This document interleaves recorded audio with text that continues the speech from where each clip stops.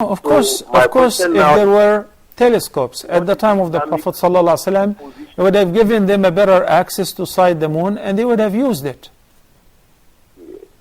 So I wanted to know what the Islamic position of using the telescope.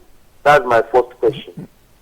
It is 100% lawful, and we should use a telescope in trying to sight the moon. Because again, if you are in the same location, pay attention to this. If we are in the same location, and somebody with the naked eye say, yeah, I could see the moon.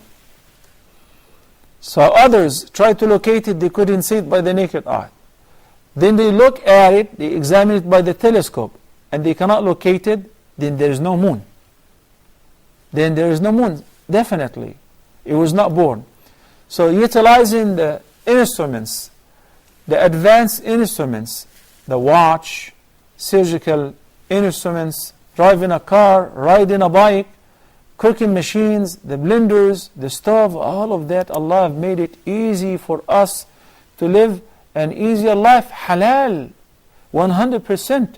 Why should we give ourselves a hard time, try to be, I don't want to use the word backwarded, but I would say, if we have the means of achieving our goal in an easier fashion, then we should resort to that. Ya akhi, using the telescope is halal. The microscope to examine the minor images is also halal.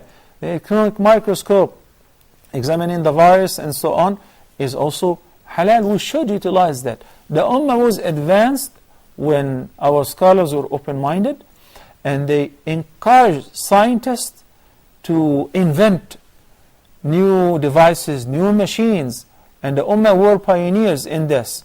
But when we have some people who, I mean, trust me, Abdul Aziz, I cannot imagine you're asking me whether it's halal or not to use a telescope.